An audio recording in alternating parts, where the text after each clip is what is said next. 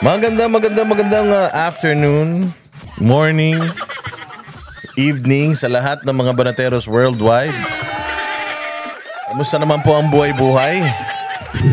It's me again. Oo, ang pinaka-cute.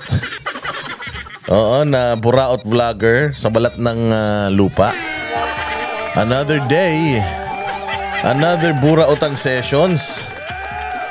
With yours truly, Boss Dada, mang-uurat na naman tayo sa mga magnanakaw, mga kawatan, mga animal, mga hayop, mga santanas, mga demonyo, Judas, Barabas, Hestas.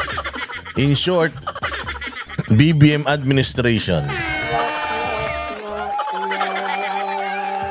Oh, hindi ba? Na-miss nyo ba ang ating, kayo hindi nyo pinapanood yung content ko O bago ang lahat, yung mga hindi pa po nakakapag like, subscribe, hit ng notification bell na mga nanonood dyan, ano pang inaantay nyo? Subscribe na. Like na. At share na ng mga videos natin. Kayo naman napakadali lang yan. Walang kahirap-hirap gawin yan. Nagpapasalamat tayo sa mga nananatiling loyal sa Banateros, sa mga nanonood araw-araw ng ating mga videos, nagla-like at nag-share. Siyempre, nagpapasalamat tayo ng malugod sa mga nag-aano sa atin, nagsusuper thanks. Yung super thanks, yan po yung dyan sa may like, share, yung merong heart na mayroong dollar sign. Ayan po yung super thanks. Importante yan, matutunan nyo yan. Hindi nyo kayang dalhin sa kabilang hukay yung mga yaman nyo. Bas buwasan yung konti. Masyado madami yan. Baka masyado na mabigat yan.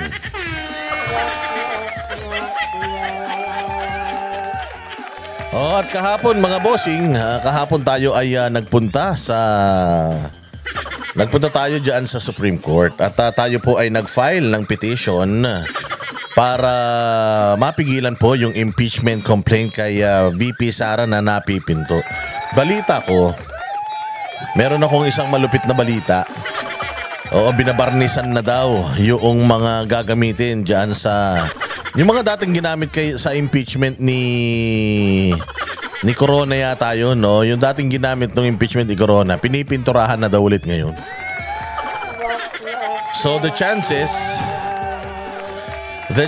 po mga bossing na yung impeachment kay VP Sara ay madaliin, napakalaki ng posibilidad.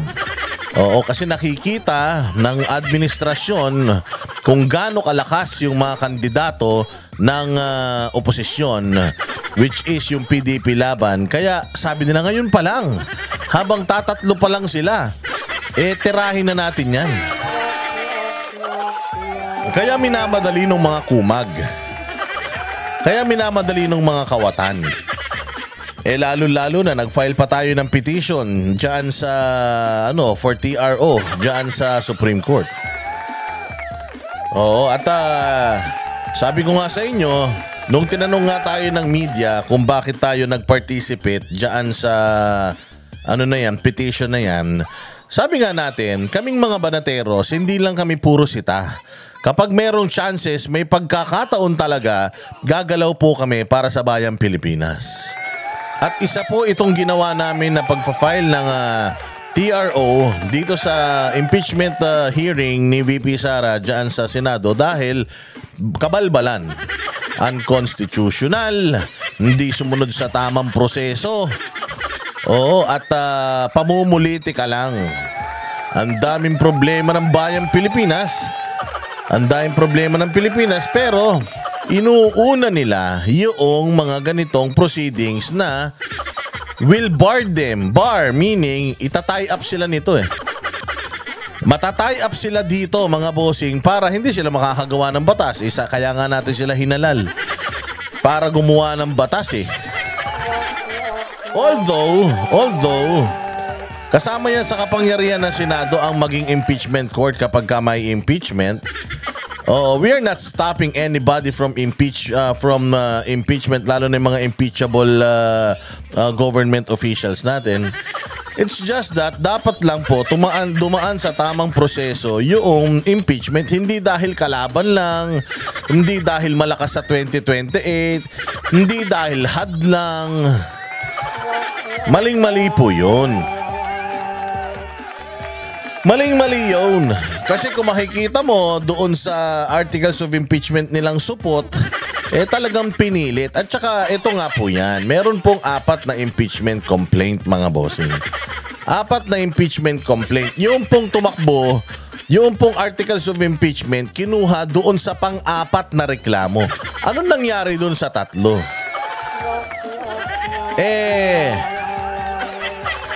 Yung 3 nauna, mga bossing, it was filed ng same month. Parang 2, 4, 9, ganun eh. So, after 10 days, dapat yung unang impeachment, dapat inano na yun, tinanggap na yun, tapos inaksyonan na yun. Tapos, napunta na yun sa opisina ng secretariat, finorward sa Justice Committee. Na-actionan sana in 10 days. Pero hindi 3 yung hindi na-actionan in 10 days. Kasi di ba dapat isang impeachment complaint, 1 taon. Ganun ang ganun ang proseso dyan. Halimbawa, nag-file ako ng impeachment complaint ngayon. Siyempre, pag nag-file ako, hindi pa pwedeng dededmahin yun. Kailangan asikasuhin yun. So, babagsak yun sa akin, pupunta sa Justice Department, aalamin kung sufficient ba. Pag hindi, down na yan. So, susunod na taon ka na pwede mag-file ng impeachment complaint for the same person. Ito hindi. Tatlong impeachment yung i-final na walang aksyon. Tapos dun sa pang-4, doon bigla nagkaroon ng aksyon. Paano nangyari yun? Hindi mo na na-aksyonan yung una, pangalawa, pangatlo, tapos yung pang-4 ang kinuha mo. Tsaka kulang na sa oras. Kitang-kita naman natin pare-pareho na ni-rush talaga yun, ni-railroad talaga yun. Paano natin nasabi? Kasi nga, kapag ikaw ay nag-file pala ng kaso, for example, nag-file ako ng kaso sa Supreme Court. Hindi pala pwedeng basta final ko lang yung kaso, pinagawa ko sa abogado, tapos i-final ko. Hindi, kailangan meron kang personal knowledge doon sa kaso or doon sa TRO or sa petition na ginagawa mo, kailangan binasa mo. Alam mo ba yung petition namin sa Supreme Court kahapon? Alam mo, sakit sa mata. Ilan daang pages yun. Oo, grabe. Binasa talaga namin yun. Kasi kailangan, pag sumumpa ka, kailangan alam mo at nabasa mo yun. It took me long hours for me to understand, not everything but for me to understand kung ano yung laman ng petisyon. So imagine mo, we are talking about an impeachment. We are talking about an impeachment complaint na pipirmahan mo bilang nag-a-agree ka. O bilang isang congressman na nag-a-agree ka. So mantakin mo, if you're gonna sign something, definitely you're gonna read what's inside it. Ganun yun, babasahin mo lahat yun. Kailangan verified mo yun, kailangan meron kang knowledge about yung inyong pipirmahan.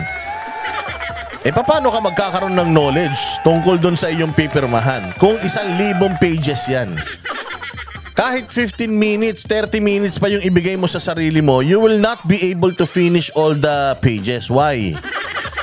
Kasi nga, kailangan, when you sign something, kapag nag-agree ka dun sa isang bagay, alam mo kung ano yung ina-agreehan mo.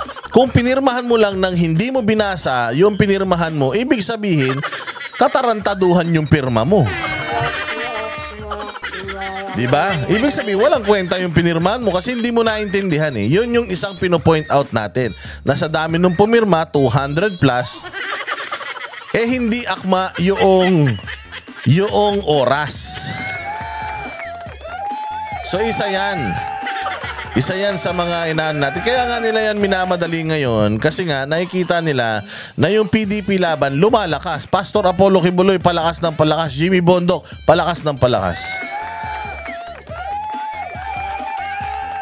At dahil dyan sa sobrang palakas na yan, eto, pinapakalat nila ito yung halalan halo-halo. Hindi po ito makakabuti sa atin Hindi po ito ang mga kandidato natin. Tinanggal nila dyan si Pastor Apollo Kibuloy at si Jimmy Bondoc. Pinasukan nila ng mga kung ano-anong kabalbalan ng mga kandidato. Wag po ito ang susundin ninyo, hindi po ito sanctioned ni PRRD. Ito po ay pambubudol. Oo, pambubudol ito, propaganda para hindi mahalo si Pastor Apollo Kibuloy sa mga mananalo. Bakit? Ba't ayaw nila kay Pastor Apollo Kibuloy?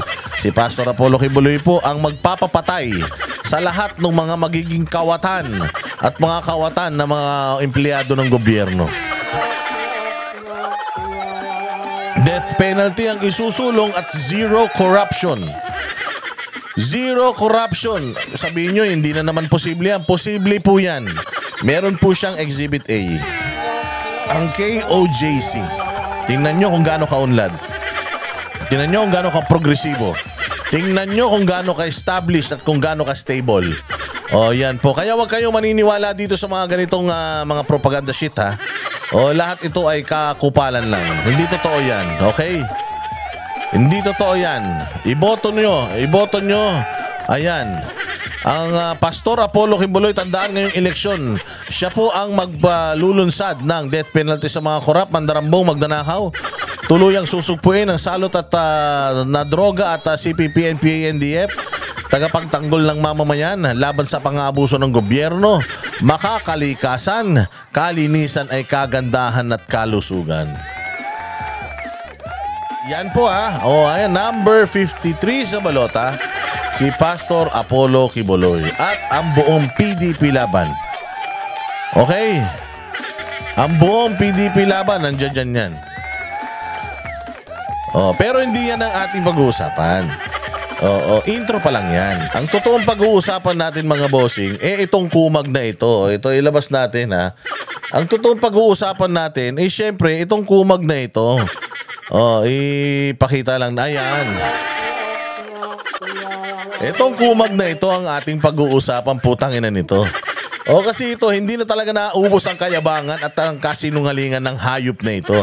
Kasi nagpunta sila sa Cuneta Astrodome. Putay na, Cuneta Astrodome na lang, hindi mo pa napuno. Walang hiya ka, Cuneta Astrodome na lang, hirap na hirap ka papunuin. Paano na kung si Pastor Apollo Kibuloy yung nagpunta dyan? Presidente ka pa ng Pilipinas, may pera pa kayo ng taong bayan. Kasama nyo pa yung mga malalakas na mga mandarambong dati sa Senado. Tapos ngayon, punyemas kayo. Actually, reunion Reunion, mga bossing ng mga mandarambong. Yang kanilang meeting di avance. Bakit? Ayan bakit? Ayan tingnan natin to. Ayan talagang reunion yan. Sino yung mga kasama nila diyan sa kanilang kampanya? Ayan si Tito Soto na na-involve sa PDAF, kay Napoles, si Bong Revilla na na-involve din sa pork barrel, si Lito Lapid na involved din sa pork barrel. At saka ito si Bongbong na magnanakaw yung buong pamilya. So reunion yan, actually. Yan po ay grand reunion ng mga kawatan sa gobyerno. So hanggang ngayon, hindi pa rin siya makamove on doon sa biro ni Duterte na papasabugin sila lahat. Walang hiya naman, Ikaw naman kasi, Bongbong, aral-aral din pag may time. Wag kasi puro singhot na lang na singhot ng hindi mawaring usok. Gaano ka rin kasi? Pakinggan natin yung mga sasabihin nitong tulongges na ito at atin pong re-reactionan at ating patutunayan na ito si Bongbong kunyari pa nagalit sa mga Duterte, pero putang ina, dati itong ito talagang idol na idol niya si Duterte, mahal na mahal niya si Duterte. Patutunayan ko sa inyo mamaya. Pero dito muna tayo, simulan muna natin sa report na ito. Pabirong sinagot ni Pangulong Bongbong Marcos ang pahayag ni dating Pangulong Rodrigo Duterte kaugnay sa pagpatay sa mga senador. Tiniyak din ni PBBM na hindi raw sila magsasalita ng masama, mananakot at... Hindi daw sila magsasalita ng masama. Hindi daw sila mananakot. At kung ano-ano pa. Putang ina, anong tawag mo sa ginagawa mo? Bongbong, ikaw talaga nuknukan ka na sinungaling, putang ina mo ka. Kung meron sinungaling na tao sa buong mundo, putang ina ka, ikaw yun. Kasi yung tatay mo pinakamagnanakaw na presidente sa mundo, ikaw ang pinakasinungaling na tao sa mundo. Fake news ka talaga. Sasabihin mo na hindi kayo magsasalita ng hindi makakasakit sa kapwa nyo? Putangin na mo, ikaw ang unang umatake. Ikaw ang unang nag-negative campaigning. Tapos nung sumambulat sa mukha nyo, magpapaawa kayo ngayon na hindi kami magsasalita ng ganito. Walang murahan, walang ganyan. Ulol! Hindi kayo yun. The reason why Bongbong Marcos tinry mo na maging cool, tinry mo na maging si Duterte, tinry mo na mag-angas-angas, pero putang ina hindi kasi ikaw yun. Ikaw yung batukan na estudyante noong elementary na nagpipilit maging maangas ngayon. Pero putang ina, wala kang kaangas-angas. Ikaw lang ang tao na putang inang yan.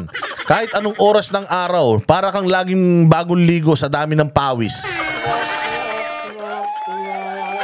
Alam mo kung merong maasim, palagay ko ikaw yun. Kaya siguro nito naisip yung asim, yung suka, kasi putangin na siya yun. Naaamoy niya yung sarili niya. Tinan mo laging pawis. Alam mo sabi ni Kati Binag, ito daw grupo na to, ito si Lagdameo, tsaka yung ex niya, putang ina laging mga basa kilikili. Baskil. Alam niyo kung bakit? Sabi nila, kaya daw laging basa kilikili niyan dahil doon sa mga pinagsisisinghot nila. Di umano Ayan na naman tayo Inaakusahan nyo na naman si Bongbong na bangag ayun na nga. Paano nga natin titigilan? Napakadali lang naman kung papaano patunayan na hindi ka bangag. Drug test lang Ba't hindi mo kayang gawin?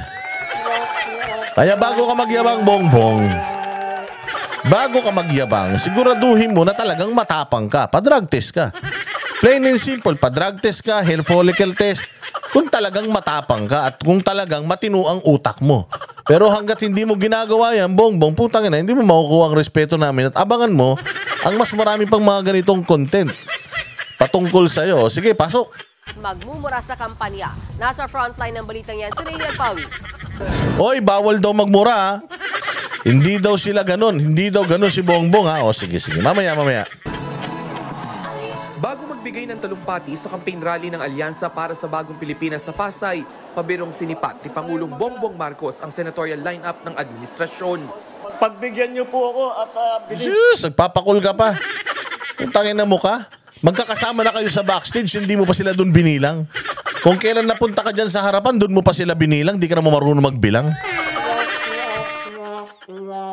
bilang ko lang yung aming mga kandidato dahil tinitiyak ko na kumpleto at wala pang napasabugan ng Wala pa.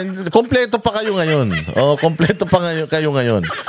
Pero sooner or later, mauubos din kayong mga animal kayo. Wait ka lang. Baka daw napasabugan na. Sabi nga nila if you cannot take the joke is on you. If you did not understand the joke, then you become the joke. Ganon kabobo ang presidente ng Pilipinas. Simpleng pagbibiro, hindi maintindihan ilang araw nang sinasakyan. Kahit anong sabi mo na joke lang yun, sa kanya seryoso yun. Alam nyo kung bakit? Sabog. Ganyan ang mga sabog. Makikipagtalo ka ba sa lasing? Di ba nagiinuman kayo? Tingnan mo pag sinabing usapan lasing na yan. Pag usapan lasing yan, putya, wala nang ibang magaling kundi yung pinakalasing. Yung mas medyo lasing lang, hindi niya kayang ipagtanggol yung sarili niya doon sa pinakalasing. Ang pinakamagaling yung pinakalasing. Ganon din pag usapang adik. Pag usapang adik, pagalingan yan, kahit anong correct mo sa kanya, hindi. Kung ano yung gusto niya, yun ang susundin niya. Dahil nga, usapang adik. So sabi nga dito, kung hindi mo naintindihan yung biro, ikaw yung bobo mo. Yun lang yun. Problema mo na yun. O kita mo, ilang araw niya nang pinoproblema. Ilang araw na nilang pinoproblema. Pinoproblema ng mga sindikato sa Congress. Pinoproblema ni Tory na may saltik sa utak. Pinoproblema ng Makabayan Black. So doon mo malalaman na talagang ito si Bongbong, ang Congress, itong si Torre, at saka itong Makabayan Black, iisa ng tinitira. Iisa ng trip. Tapos sasabihin niya, hindi ako ano dyan. Walang yung nangyari sa Congress na pirma-pirmahan, wala akong alam dyan. Ulul. Utangin na wala kang alam. Ito na nga lang, isa-isang biro na nga lang, liit-liit na biro ni Pangulong Duterte patungkol dyan. Putsang ina, sinasakyan mo pa rin hanggang ngayon, pinalalaki mo pa rin hanggang ngayon. Samantalang, nung sinabi niya na adik ka, sinabi niya na bangag ka, na seryoso siya, hindi mo naman sinasagot. Kung ano yung joke, yun yung tinatambayan mo. Pero nung sinabi niya na sabog ka at adik ka, hindi mo naman ma-defend yung sarili mo. Huwag kang namimili, Bongbong Marcos, ng mga sasabihin ni Duterte. Kasi ang dami niyang sinabi doon, nasapul ka. Hindi lang yung pagpatay sa 15 senador na patawa lang niya. Sabog ka doon, sabog ka daw, bangag ka daw. Patunayan mong hindi, magpa-drug test ka na. Kailan, Bongbong? Hanggang kailan? Hanggang kailan, Bongbong, yung mukha mo magang-magana? Baka mamaya ma-overdose ka na, hindi ka pa nakakapagpa-drug test, ha? O sige, diretso natin. Granada. Ginawa ni Marcos ang kanyang pasaring matapos ang kontrobersyal na pahayag ni dating Pangulong Rodrigo Duterte.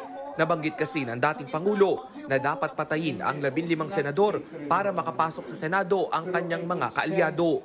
Naging maanghang naman ang naging patutsada ni Marcos. Anya malinis ang magiging sistema ng kanilang kampanya. Wala po kayong maririnig na masasamang salita. Utangin na, no? Sinungaling, no? Ganyan kasinungaling tong hayop na ito. Wala daw tayong maririnig na masamang salita. Eh, lahat ng sinasabi mo ngayon, masama eh. Nung una pa lang, masama na yung sinasabi mo eh. Mantakin mo, sinabihan mo yung mga abogado sa kabila na parang pinabili lang suka. Kala mo gumraduate ka. Kung makapagyabang ka, kala mo may degree kang kupal ka.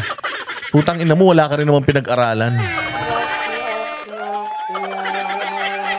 Diba? Mang-iinsulto ka. Mang-iinsulto ka, tapos palalabasin mo na kayo yung biktima. Na wala kayong maririnig na masasamang salita. Putangin na mo, Bongbong. Out of touch ka talaga. So even yung sinabi mo na pinabili lang ng suka yung mga kalaban nyo, so para sa'yo, hindi masama yun. Ito ang joke. Silip kayo ng silip sa joke ni Duterte. Pero etong joke nitong kupal na to, hindi nyo sinisilip. Mantakin mo. Para sa kanya, hindi masama yung sinabi niya na yung mga kandidato sa kabila pinabili lang ng suka. Eh kaya naman pala, ang nasa isip ng putang inan to, mayaman ng Pilipinas kasi kabaliktaran. Baliktad ang utak nito. Sabi ko nga sa inyo, ang ganda ng item na tinitira nito. Nakakapogi. Poging-pogi siya sa sarili niya. Wala daw kayo maririnig na masasamang salita, maanghang na salita at kung ano-ano pa. Pero inumpisahan niya yung kampanya ng negative campaigning. Tangin na mo, Bongbong, tumigil ka na. Kung ano man niyang hinihit-hit mo, itigil mo na yan. Akala mo poging-pogi ka sa sarili mo. Pero hindi, tuspok na tuspok ka na. Mukha ka ng tinapa. Kung si General Torre mukhang daing na puset, ikaw mukha ka ng tinapa. Ano pa? Tayo na feeling niya talaga poging-pogi siya, no? Feeling niya cool na cool siya at feeling niya tali-talino niya. Alam mo, Bongbong Marcos, kaya nga kahit ang dami kumakalat sa Facebook, awang-awa na rin ako sa'yo.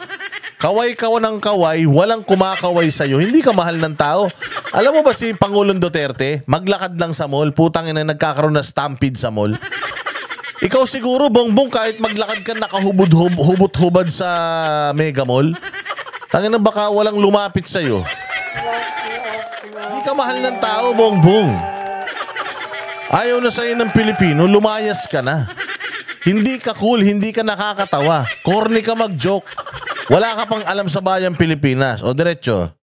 Wala po kayong maririnig na panakot. Wala po kayong maririnig ng pagmumura. Mura! Tang inang mukha yan, no? Gigil na gigil. Putang ina kasi ang hirap naman. Ginagawa mo na lahat para mahalin ka ng tao. Tapos putang ina, nagigil pa rin sa kanya. Tapos saan ka makakita? Ultimong page niya. Ultimong page na ng PTV at page na ni Bongbong Marcos sa social media. Putang ina, pinagtatawanan pa siya.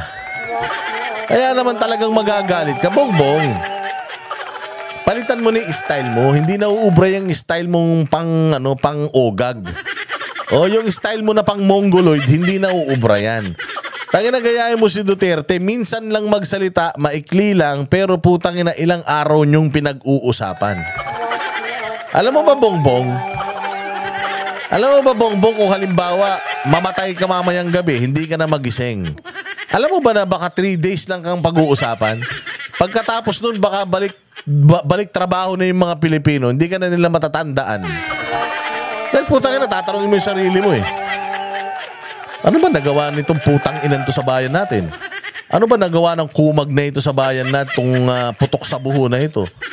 Tangina, isipin nila, day 1, anong ginawa nito? Wala. Yung dyan sa customs, nung presidente si Pangulong Duterte, dyan sa customs, pag may nauhuling mga luxury vehicle, yung mga Ferrari, Bugatti, Porsche, ganyan, McLaren, Maserati, basta smuggled, winawarak ni Duterte yun. Puta ina, pinapakita niya pa sa TV yun. Pinaluluha niya talaga lahat ng mga materialistic na tao. Ibubulldozer niya yun, ibabako niya yun. Dudurugin niya lahat yung luxury vehicle na yun. Pag-upo ng tarantadong to, alam mo kung anong ginawa? Pinalitan niya yun, tinanggal niya yun. Sabi nila, yun daw mga sasakyan na yun, ipapasubasta para makikita gobyerno. Ang tanong, putang ina niyan, ang dami ng mga nakalusot na mga luxury vehicle sa Pilipinas ngayon. Ang tanong, kahit isang beses ba nagpakita sila, nag-televise sila ng subastahan dyan? Yun ang mga ginawa nitong hinayupak na to. Kaya ito pag namatay mamaya, pag-uusapan ng mga tao, anong nagawa? Mabait yan. O sabihin nung isa, anong mabait? Anong ginawa niya sa Pilipinas? Okay nang ina, wala nga, no? Sigurado ko, Bongbong, 2 days, pinakamatagal. 2 days, hindi ka nakilala ng tao. Putang ina, pagdating na siguro mga 3 years after, pag tinanong si Bongbong, ay, putang ina nun. Buti, namatay na yun. Ganyan na sasabihin. O, dahil wala kang kasilbi-silbi. Baka naman sasabihin mo, may death threat na naman. Walang death threat dun. Nagkukwento lang ako na kung mamatay ka mamaya, hindi masasaktan ng tao. Hindi mag-iiyakan ng mga tao bagkus magpa-party pa mga Pilipino. You are such a good riddance. Oh, actually, hindi na kami makapag-antay. Ako, ayokong matanggal tong kumag na to eh. Ayoko matanggal to. Gusto ko talaga matapos niya yung 2028. Kaya nga sana 2028 na bukas. Para mapalitan na natin tong putang ina taong ugat na to. Ipinangako rin ni Marcos na sa ilalim ng kanilang liderato, walang mangyayaring kaliwat ka ng patayan. Magkakaroon din umano ng disenteng trabaho na hindi tulad ng pogo. Ha? Magkakaroon ng disenteng trabaho? Utang ina mo, 3 taong ka na dyan, wala ka pang nagagawang trabaho. Gago, lahat ng mga investors nagsisialisan na dahil sa kabubuhan mo. Ang tagal-tagal mong lipad ka ng lipad kung saan-saan kang bansa pumunta, putang ina mo, wala kang nadala rito na trabaho. Tapos nangangako ka na naman ng trabaho, hayop ka. Ikaw nga, hindi ka nagtatrabaho eh. Nangangako ka ng trabaho sa mga Pilipino, ikaw nga wala kang ginagawang trabaho, kupal ka. Tingin ni senatorial candidate Tito Soto, biro ang sinabi ni Duterte. Pero may paalala siya sa ibang kapwa kandidato. Pagka pinag-uusapan mga issues, it's better we stick to the issues. Once you start attacking personal attacks on anyone, you have lost the debate. Yan ang sinasabi ko sa iyo, Bongbong. Putang ina, mas matalino pa sa iyo to si Tito Soto. Ang layo mo, Bongbong, sa mga kandidato mo. Ang layo mo. Oh, ito mga kandidato mo, may mga history lang ng pagnanakaw. Ikaw, bukod sa magnanakaw ka, wala ka pang alam. Mantakin mo sinasabi nito ni pinapangaralan ka ni Tito Soto, makinig ka, kumag ka. Na stick tayo sa issue. Stick tayo sa issue. Yung sinasabi ni Duterte, joke lang yung putang ina mo, sinakyan mo, ang bobo-bobo mo. Makinig lang tayo sa issue. Kapag nagdidebate tayo tungkol sa issue at pumunta ka dun sa personal, ibig sabihin, wala na, talo ka na sa debate. O ikaw, Bongbong, ikaw nagsisimula ka pa lang, pumunta ka na kagad sa personals. Meron ka pang sinasabi na hindi mo kakamatayan dito. Gago, gumawa ka ng bagong brand mo. Hindi mo kailangang silipin yung mga nangyari nung nakaraan kung meron kang sariling identity. The reason why ibinabalik mo yung mga nakaraan sa mga Duterte, it's because you want to be relevant. Gusto mo nakadikit ka sa mga Duterte. Na feeling mo mas magaling ka sa kanila, Bongbong, maglabas ka ng listahan ng lahat ng mga nagawa mo. Putang ina mo ka, palagay ko walang 2 pages yan. Tapos puro kasinungalingan pa yan malamang. Makinig ka pa rito kay, kay Tito Soto. Si senatorial candidate Benhur Abalos ayaw paapekto sa negative campaigning. Ulul, negative ka naman eh. Tangin na mo ka.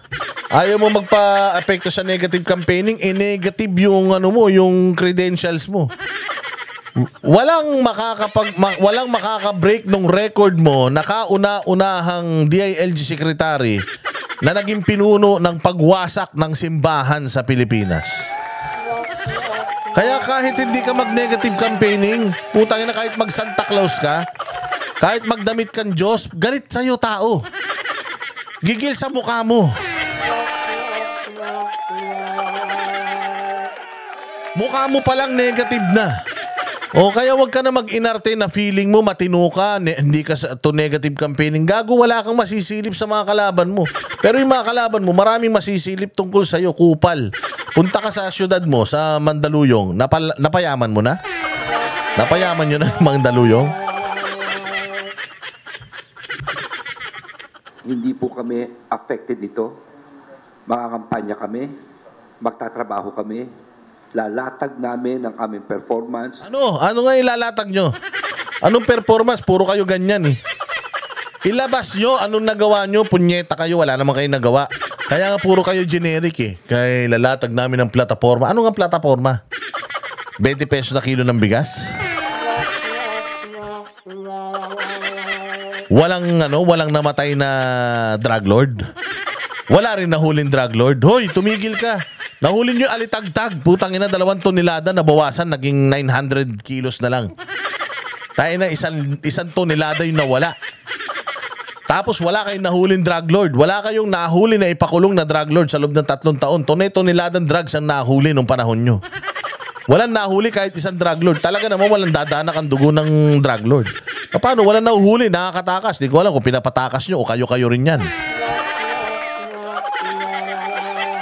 Tuloy-tuloy namin manuluyo sa mga buto. Gate naman ni senatorial candidate Ping Lacson, dapat pahupain ang tensyon. Tumulong na lang tayo mag-de-escalate, sa halit na mag-escalate. Kasi O sabihan mo si Bongbong. Isa ka ring engot eh. Sabihan mo si Bongbong ang nag-i-escalate eh. Apektado na nga kayo eh. Galit, pati nga sa inyo, gigil na gigil yung tao. Actually, Lacson, ako gigil ako sa'yo eh. O mantakin mo, dati gigil na gigil ka kay Bongbong, pinapanawagan mo yung pagdadrug test ni Bongbong, tas ngayon tahimik ka na. So ngayon gusto mo i-de-escalate. Putang ina, unahan nyo sa sarili nyo. Ayusin nyo muna yaang grupo nyo na wag mag-dwell into negative campaigning. Kasi putang ina nyo, ang mga DDS, magagaling kami sa bardagulan, kupalan, asaran. Putang ina, kami ang champion dyan. Kaya kung ayaw nyong araw-araw mamumura kayo, puta sabihan niyo yung campaign manager nyong putang ina may kalyo na sa utak. O kumbaga sa baga na may pneumonia, hindi na nag-e-expand, yung utak niyan, puro amag na yung utak ni Bongbong. Sabihan niyo siya na i-de-escalate mo. Bilang isang presidente ng Pilipinas, trabaho mo na i-de-escalate yung issue, hindi lalong sakyan pat guluhin. Unity nga eh, di ba? Bongbong, putangin na mo yung simple-simpleng unity, hindi mo pa maintindihan. Unity, ibig sabihin makikipag-ayos tayo sa lahat, friends to all. Sabihan mo, Lacson, yung presidente yung tanga. Yung presidente yung bangag, sabi ni Duterte. O, sapanin mo yun. Tsaka, kausapin nyo na yan. Magpa-drug test na kasi. O, ganyan talaga paglango, hindi nakikinig. Kahit anong tangis mo, hindi nakikinig. Alam mo, ganyan yung mga sabog na mga tatay. Pawag, taywag, di ba? Pagka yung aktong gagawan nila ng karumal-dumal na krimen yung mga anak nila. Tay, wag mong gawin yan, tay. Pero nakikinig ba? Hindi, kasi sabog. Hindi nakikinig kasi adik o yung anak na lango, anak na bangag, humingi ng pera sa nanay, hindi binigyan. Anong ginawa sa nanay? Pinagpupukpok ng martilyo. Anak, wag. Wag, pero yung anak nakikinig. Hindi, bakit? Kasi lango. O tingnan nyo, anong sinasabi nyo kay Bongbong? I-de-escalate nyo, i-de-escalate mo. O anong ginagawa niya? The other way around. Why? O, kayo nang bahalang kumumpleto nung kumumpleto. Idudulot na maganda ito sa ating mga kababayan, lalo na sa mga pangkaraniwang Pilipino. O, diba? So, yung mga kandidato mo, Bongbong, sinisermonan ka. Na yung ginagawa mo, hindi nakakatulong sa bayan. Kailan ba gumawa na nakakatulong sa bayan yung hayop na yan? Wala namang alam sa buhay yung buwaka ng ina niyan. Panawagan naman ni senatorial candidate Manny Pacquiao, itigil na ang bangayan. Kasi tuwing nag-aaway, lahat ng mga leader, especially sa pinakamataas na posisyon, hanggang down to... Nagsalita na naman to si Tolongges. Okay nang ina mo, wala kang alam. Pacquiao, huwag ka na magsalita, gago. Kainin mo na lang yung mic, kumanta ka na lang ng nothing's gonna change my love for you. Gumanong ka na lang, Pacquiao, putangin na mo, nagsasalita ka pa. Bobo ka naman, nagsasalita ka pa. Tangina mo. Sinasabi mo pa na wag na magsalita-salita yung mga nasa matataas na posisyon. Gago. Ikaw nga yung kung ano-ano sinasabi mo kay Bongbong eh. Anong mga pinagsasabi mo kay Bongbong nung nakaraan? Ha? Papakita ko lang ha. Meron pa ba ako nung puta nawala na?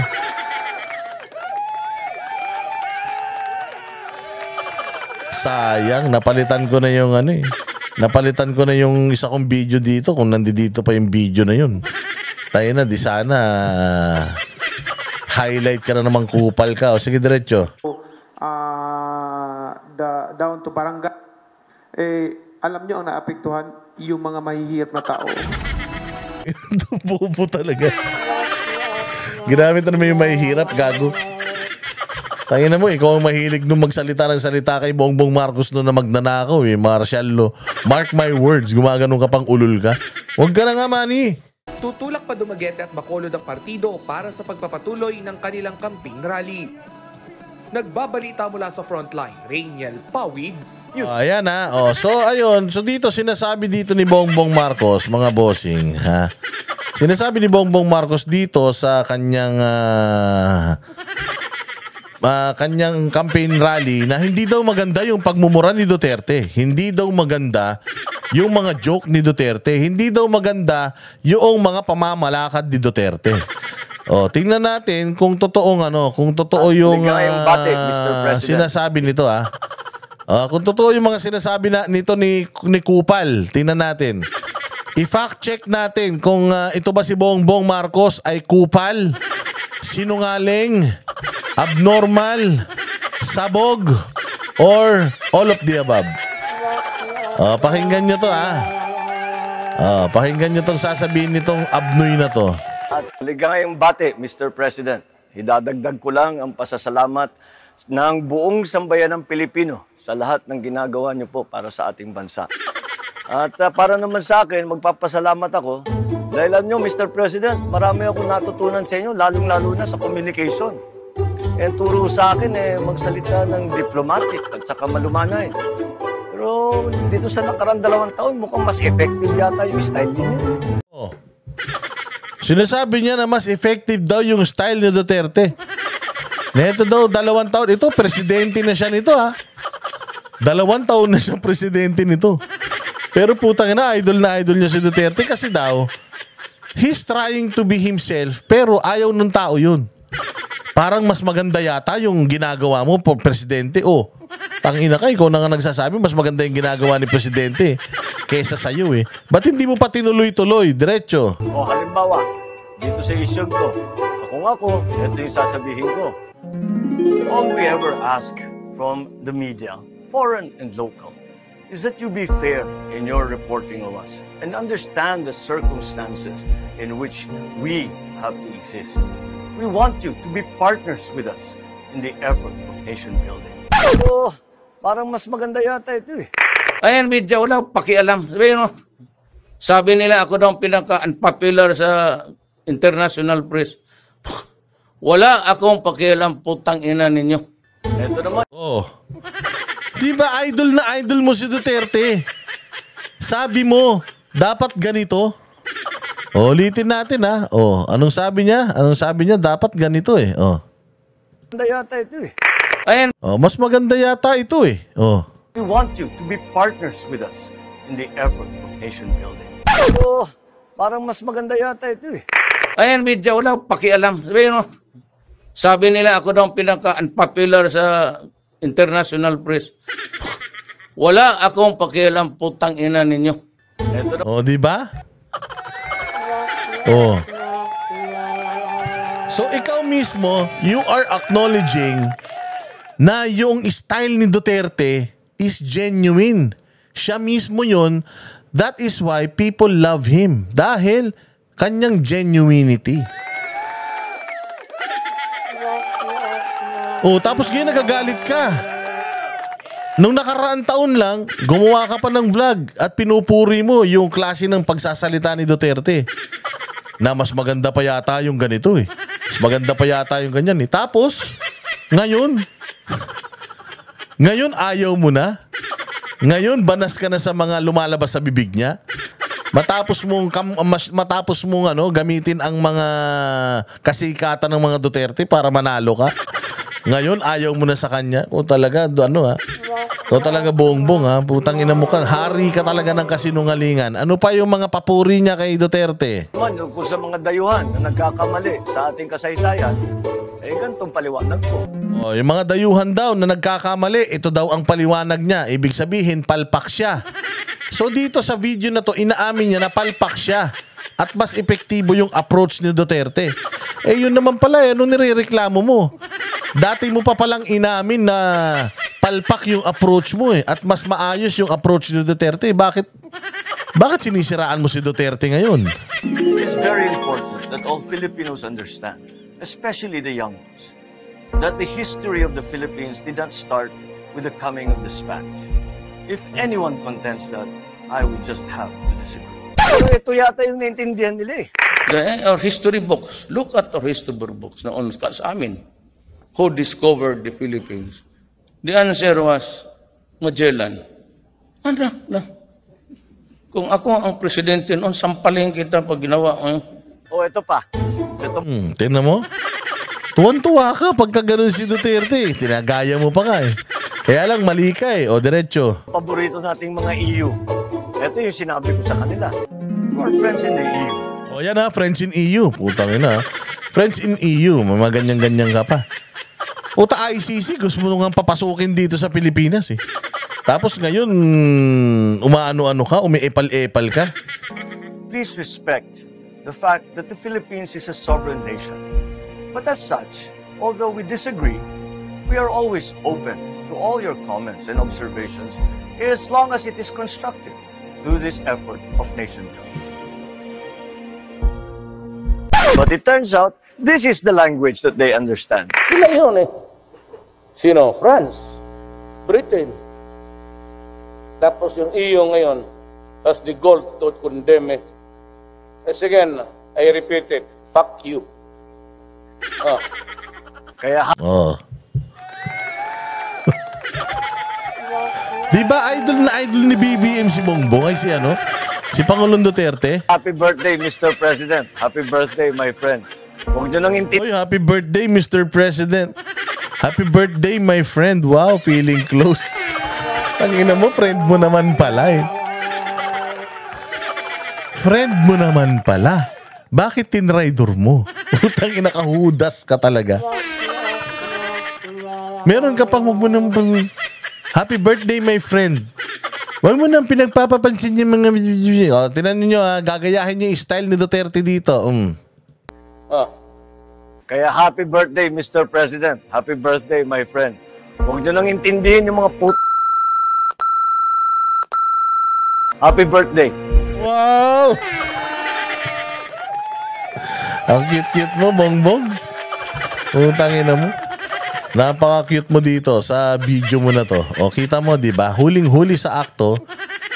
Bongbong says all the negative things about the Duterte, and on the other Bongbong, all praises naman siya kay Duterte kahit puros pagmumura lang yung pinagsasasabi ni Duterte. Ganyan ka-plastic ang mga putang inang mga Marcos na yan. Ganyan ka-traidor ang mga hayop na yan. Ganyan ka-aso ang mga yan. Ganyan ka walang kwentang mga politiko ang mga animal na yan. Pag nakuha na ang gusto, napakinabangan ka na, puta, yari ka. Ganyan ang mga Marcos. Ganyan ang mga dilawan tae. Ganyan ang mga loyalista nga. Kaya matuto na tayo. Yung mga kandidato niya na tumatakbo, lahat yan, kunyari, dapat magsaano tayo, nation building. Dapat wag na nating i-escalate, i-de-escalate. Yung mga ganun-ganun, ulol. May ex-deal na yung mga putang ina niyan. Na kapag nanalo sila, magigi silang aso ni Bongbong Marcos. Lahat ng ipagawa ni Bongbong, susundin ng mga animal na yan. Alam naman natin na ito si Bongbong walang mabuting nais. Walang mabuting nais ito sa bayan natin. Kaya parang awa nyo na. Huwag nyong palulusitin ni isa sa kandidato ng hayop na yan. Kasi pag nanalo ang ni isa sa mga yan, pucha delikado, yung mga manok natin sa kabila. Madadagdagan yung mga kawatan, pinakamasaklap, mai-impeach pa si BP Sara niyan. At yung susunod na 3 taon, aayusin na nila yan para magtuloy-tuloy sa kapangyarihan etong pamilya ng animal na to. At yung pinsan nito na si Tambaluslos na utang ina niyan, ang laki na ng tiyan. Dahil sa kakakamkam sa kakaban ng bayan, di umano. Ayan ha. Kaya naman, I gave you another reason not to vote for the bagong alyansa ng mga propagandista, bagong alyansa ng pulburon. Oo, na wag nyong iboto. Straight PDP po tayo mga bossing. Straight PDP ha, straight PDP. Ako siguro, straight PDP, siyam lang sila, pang 10, idadagdag ko para sa akin ha. Si Ben Tulfo, ilalagay ko dyan si Ben Tulfo. 10 pa lang ang napipili ko. Straight PDP plus 1, Ben Tulfo. Yung dalawa, wala pa ako naisip. Pero ako 10 lang ang iboboto ko. Straight PDP plus Tulfo, goods na ako dyan. Kung ayaw nyo naman, bahala kayo. Basta ako, yun ang sa akin, walang pakilamanan. Okay? Maraming salamat po mga bossing. Magbuhay kayo. Mag-ingat kayo sa pang-araw-araw. At lagi pong tatandaan na sa gobyerno, nagkakaroon na magnanakaw dahil binoboto natin yung magnanakaw. Kung ayaw natin na magnanakaw, lahat ng mga kandidato ni Bongbong Marcos, i-flash natin sa Inidoro. Magandang araw sa inyong lahat. Kita-kita po tayo ulit sa susunod na vlog. Kami ang boses ng masa, hindi natatakot. Katotohanan lang, di kami nalulunod. Walang bahid ng sismis, lahat ay totoo. Kahit sino ka pa, pag mali ka babanatan ka. Walang pinipili kulay, wala kaming kinikilingan. Basta para sa bayan, kami lalaban. Pag tama palakpakan, pag mali banatan. Di matitinag, di matatakot, para sa bayan tuloy ang sigaw. Sa harap ng kamera, walang halong takot. Mga baluktot, lahat kayo'y tutumba. Ang hustisya at totoo, yun lang ang mahalaga. Kahit sinong harang, di kami matitinag. Walang pinipiling kulay, wala kaming